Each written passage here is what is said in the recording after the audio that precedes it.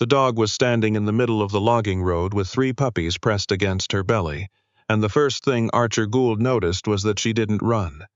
Most strays ran. That was the thing about fear, it made animals predictable. You came too close, they bolted. But this one planted herself in the frozen mud and looked directly at his headlights as if she'd been waiting, as if she'd decided, sometime before he arrived, that this was the place she would make her stand. Archer sat in the truck with the engine running. The wipers pushed wet snow back and forth. Outside, the temperature had dropped below -15, and the forest on either side of the road stood dark and still, the kind of stillness that only comes when everything living has already found somewhere to hide. Everything, except her. He put the truck in park. There was a time in his life when Archer Gould made decisions quickly. It was the only way to make them. When the margin between a good call and a catastrophic one measured itself in seconds, hesitation was the same as failure. 22 years in the Navy had taught him that. 3 deployments had confirmed it. But that was before he came home to a house that still smelled like Eleanor, before he sold the place in Victoria and drove north until the roads stopped being roads and started being something else entirely. He'd been living outside of Merritt, British Columbia, for almost 2 years now, and the only decisions he made these days were small ones. Whether to cut more wood, whether the sky looked like snow, whether to drive into town for supplies or wait another week.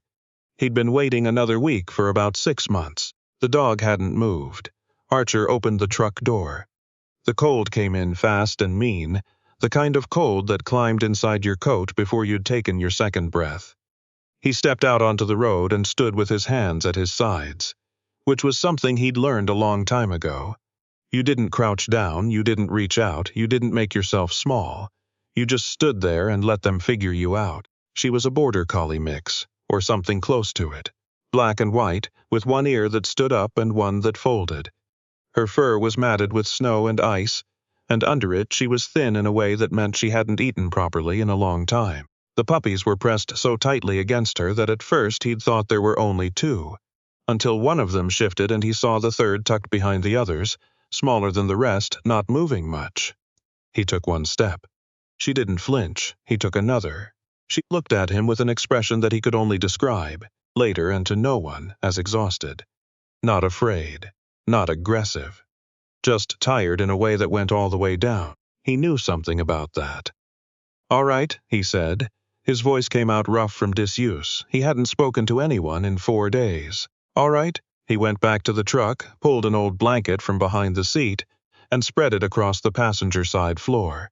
Then he opened the door wide and stepped back and waited. She stood there for a long time.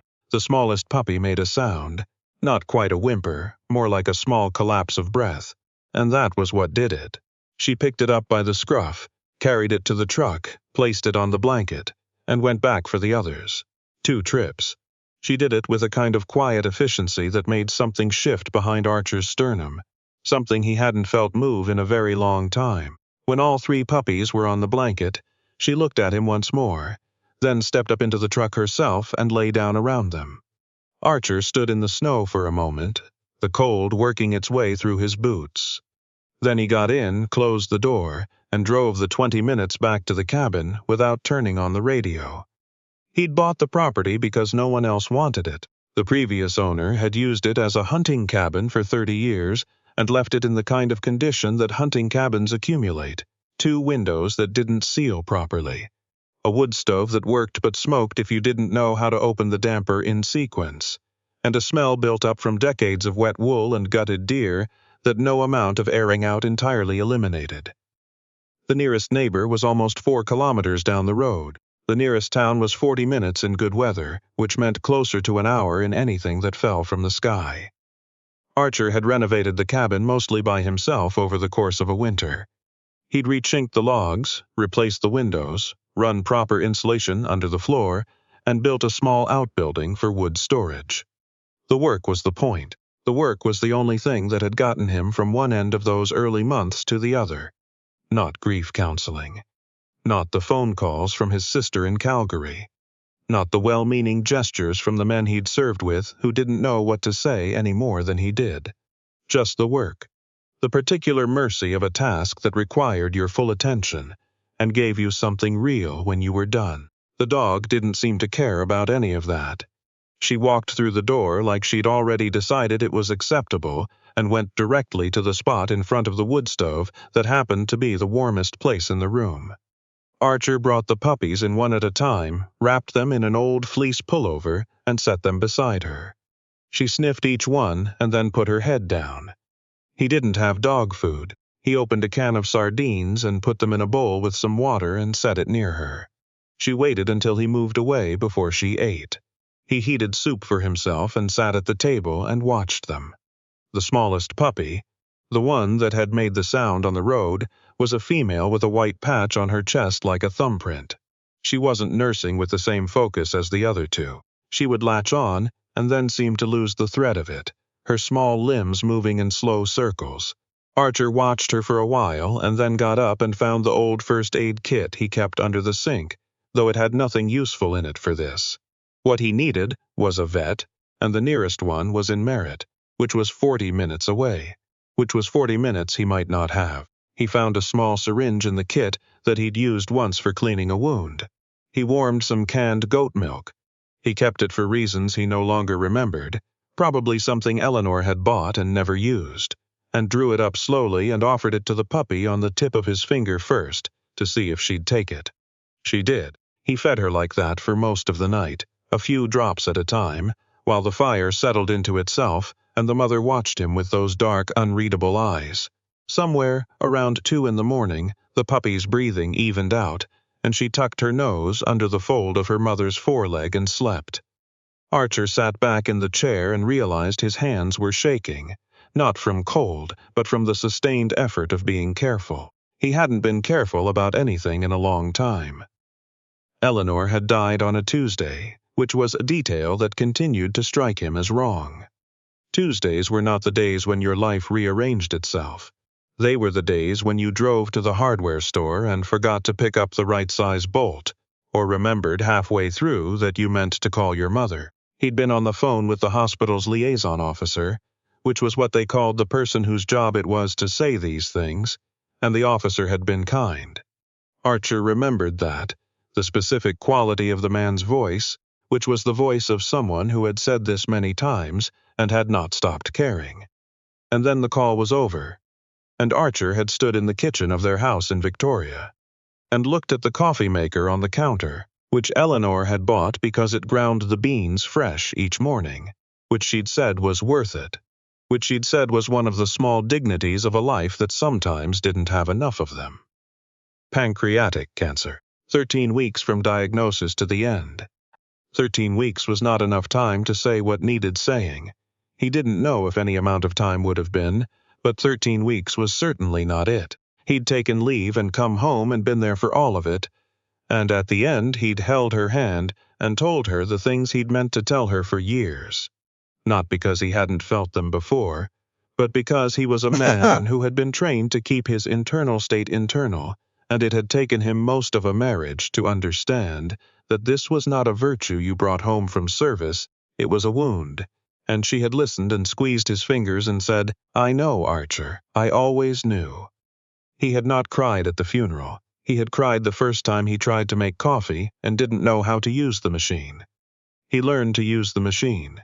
Then he sold the house because he could not learn to use the house and drove north. The puppies didn't have names yet. He thought about that the next morning while he was refilling the water bowl, the automatic pull toward giving them names, giving them something that made them permanent. And he stopped himself because he didn't know yet whether they were staying. The mother was still thin. The small female was still fragile. He needed to get them to a vet, and after the vet he would know more. And after he knew more, he could decide. He drove them in at 7:30, before the roads had a chance to ice over again. The mother rode on the passenger seat with her chin on the armrest and watched the road with an attention that reminded him of the working dogs he'd seen overseas, dogs trained for specific purposes, dogs who understood that focus was a form of loyalty. He wondered, not for the first time, if she'd been someone's dog before this. There was something in her manner that wasn't entirely feral. Some remnant of domesticity, The way she waited, the way she didn't challenge him for space. The vet clinic in Merritt was a small building at the edge of town with a hand-painted sign that needed repainting. The vet herself was a compact woman in her 50s named Dr. Finch, who looked at the mother dog without any of the performative surprise Archer had been bracing for, the exclamations, the "where did you find her," and just started examining her with efficient, gentle hands. "She's malnourished," Dr. Finch said, but not critically. "She's been managing. You can tell she's been rationing herself." "The small one," Archer said, "female, white mark on her chest." Dr. Finch spent a long time with the small female, and Archer stood back and watched in the way he'd learned to stand back and watch in rooms where someone else had the expertise. It was one of the harder things service taught you, when to step back. "Runt of the litter," she said finally. Probably not the only one she started with. "She's underweight and we'll need to supplement, but I don't see anything structurally wrong. She just needs time and calories." She looked up at Archer. "All four of them do." He nodded. "You have dogs before?" "No." She looked at him for a moment in the way that people who worked with animals looked at people, with a particular kind of patient assessment, as if you were also, in some indirect way, something she was trying to understand. "You'll figure it out," she said. He paid the bill and bought proper food and formula, and a small stack of things he hadn't known he needed, and drove back with the mother on the seat beside him, and the puppies in a box on the floor, and the radio off. The neighbor he didn't know he had showed up on a Saturday. Archer saw her from the window before she reached the door. A woman in her late 60s, walking up the driveway in the particular way of someone who was going to knock whether you wanted her to or not. She was carrying a casserole dish covered in foil. He opened the door before she could knock. "I'm Nettie," she said. "Nettie Ashford. I'm down the road, the red house past the cutoff. I don't usually come by, but I heard a dog." He stared at her. I heard dogs," she said, without any embarrassment. "Plural, unless one of them is very busy." He stepped aside. She came in. She set the casserole on the counter and crouched down without asking permission, and the mother dog walked over and sniffed her hand and allowed herself to be scratched behind the ear, which she had not yet allowed Archer to do. Nettie looked up at him. "She trusts easily," Nettie said. "She didn't used to," Archer said. Nettie nodded. She seemed to understand that this was information about more than one thing. He found out, over the course of that afternoon, she stayed for 3 hours, which was 3 hours longer than he'd expected anyone to stay, that Nettie had lived on that road for 11 years, that she'd come there after her husband's death, and her retirement from 30 years of nursing, in that order, and that she'd found the silence useful for a while, and then found it necessary, and now didn't know if she'd be able to leave it behind, even if she wanted to. She had a cat named Perry, who had opinions about everything, and a kitchen garden that had expanded beyond its original mandate, and a son in Edmonton who called every Sunday, and worried in a practical, logistical way that she found more tolerable than the emotional kind. She didn't ask Archer why he was there. She didn't ask what he'd done before, or where he'd come from, or whether he was all right in the way people asked when they actually wanted you to say yes, so they could stop wondering. She just drank the tea he made and watched the puppies, and told him a story about a fox that had gotten into her garden in October, and the frankly unreasonable damage it had done to her late-season spinach. When she left, she told him that if any of the puppies needed to see a vet and he needed someone to ride along, she was available. She said it the way you said something that was true and complete, without leaving any room for the other person to argue themselves out of accepting it. Archer stood in the doorway and watched her car disappear down the road. The mother dog came and sat beside him. He put his hand on her head and she let him. He named the small one Pip. It happened without a decision. He was trying to get her to take formula from the syringe one morning, and she turned her head away with an expression of such concentrated stubbornness that he heard himself say, "Come on, Pip." And after that she was Pip, and there was nothing to be done about it. The other two came slower. The male with the broad chest he called Drum, because of the low, resonant sound he made when he was content. The third, another female, calmer than the other two, who watched everything before she engaged with it. He called Watcher for a week before he realized that was what he called her in his head, and there was no reason to keep it to himself. The mother he named later, and more carefully. He thought about it for a long time. She had earned a name that meant something. He named her North, because she was the thing he'd been trying to find. The winter broke slowly, the way it always did in that part of British Columbia. Not all at once, but in increments, degrees, 1 day of sun followed by 3 of cold, the light extending itself cautiously as if it wasn't sure it was allowed. The puppies grew. Pip grew fastest once she found her appetite, as if she'd been saving up. She was the first to figure out the door to the back step, which she figured out by falling through it, and the first to bring Archer something in her mouth, an old work glove she'd found under the bench, and stand in the middle of the room with it, tail rotating in a full circle, clearly expecting acknowledgement. He acknowledged her. He acknowledged all of them. He hadn't expected how much work it would be, and he hadn't expected how much of that work would feel, after all this time, like something other than maintenance. There was the feeding and the cleaning and the vet visits, and the fence he built to keep them from going into the bush, which took 3 weekends and more material than he'd budgeted for. But there was also the way North always came and stood near him when he was doing something difficult, not interfering, just present. The way Drum fell asleep on his feet every evening, as if this was his designated responsibility. The way Pip learned her name and then spent a week pretending she hadn't, turning away whenever he called her and then turning back when she thought he wasn't looking, and the specific absurdity of this had made him laugh.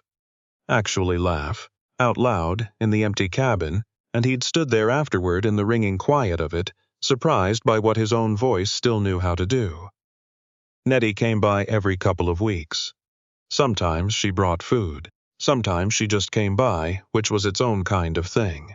She'd known one other veteran up the road she mentioned once, a man who'd served in the Gulf and had built himself a very efficient woodshed and refused all company for almost 5 years. She said this without judgment or conclusion, leaving the space around it open. He came around eventually, she said. What helped? Archer asked. She thought about it. A very stubborn dog and a very cold February, she said. Which is not a recommendation exactly. More of an observation. He understood. Spring came the way it always came, as a smell first, then a sound, then a particular quality of mud that was different from the frozen ground and the pre-thaw ground and was its own specific seasonal personality. The dogs discovered what spring smelled like and spent 3 days in states of high alert, standing at the edge of the yard and cataloging information with the profound seriousness of animals who understood that the world had new things in it and required thorough investigation. Archer built a porch that spring he'd been meaning to. The cabin had a front door that opened directly onto a single wooden step, which was impractical in rain and inadequate in snow and had bothered him since he arrived. He spent 2 weekends on it, measuring twice, cutting carefully, fitting the boards with the attention he'd given to everything he'd built here. When it was done, he stood on it and looked out at the property, the tree line, the outbuilding, the fenced yard where the dogs were currently investigating a pine cone with collaborative intensity, and felt something that he didn't immediately name. He named it later that evening, sitting on the new porch with North beside him, and the other 3 piled at his feet and the last of the light going out of the sky in layers of pink and gray. He'd felt it before, a long time ago, in quiet moments between other things, after a deployment ended in the first days back, when you hadn't yet had time to adjust to all the ordinary sounds of a place that wasn't trying to kill you. He'd never known what to call it then, either. Eleanor had called it coming back to yourself, which he'd thought was sentimental until he understood it was precise. He thought about Eleanor in a different way now than he had in the first year. In the first year, the thinking had been all edges, sharp, specific, the exact shape of what was gone. Now there was still the grief, and he didn't think that would end, and he didn't think he needed it to end. But there was also something else around it. Not replacement, just room. Space for more than one thing to be true at the same time, that she was gone, and that he was still here, and that here had turned out to be something. North put her nose on his knee. He put his hand on her head. All right, he said. Same word as that night on the logging road. Same rough voice, though perhaps not quite as disused. The light left the sky, and the stars came in over the tree line, and the dogs breathed around him in the evening quiet, and Archer Gould, who had spent 22 years learning to be certain, and 2 years learning to be lost, sat on the porch he had built with his own hands, and let himself, carefully and without drama, be found.